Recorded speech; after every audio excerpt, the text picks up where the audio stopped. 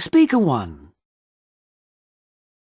I was a hotel receptionist, and Lenny Grade, the film producer, came rushing in one night to say he had a very important meeting in the morning. He was quite worked up about it and kept stressing how vital it was that he had an 8 o'clock alarm call. At the time, I remember finding him quite patronising because he felt he must keep repeating his request as if I was an idiot.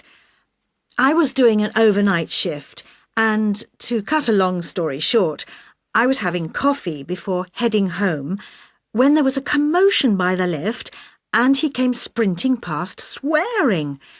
I looked at my watch and it was 9:15. It had totally slipped my mind to wake him up. Speaker 2. I used to be a chauffeur ferrying around various stars to events. My most tense experience was the time I took Stan Lane to the premiere of his film.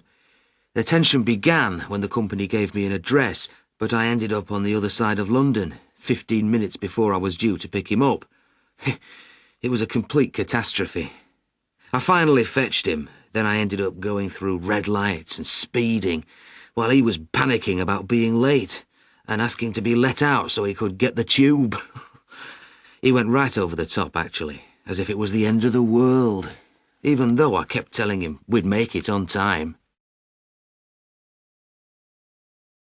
Speaker 3. I served the tennis player Tina Sherwood with lots of fruit and vegetables in a shop in Wimbledon during the tennis tournament one year. The players used to come in and buy huge amounts of stuff to keep them going. She bought so much she was paying by credit card. I suppose she thought she didn't have to sign the slip because she was so famous, but I made her do it. She looked quite taken aback at the time, but after that, whenever I saw her in the street, she'd stop me to ask how I was. I could be wrong, but I reckon she realised that no matter how famous you are, there are still rules that apply to everyone. Speaker 4. I was the manager of a nightclub, and one night this enormous car drew up outside the club with an extremely famous rock star in the back.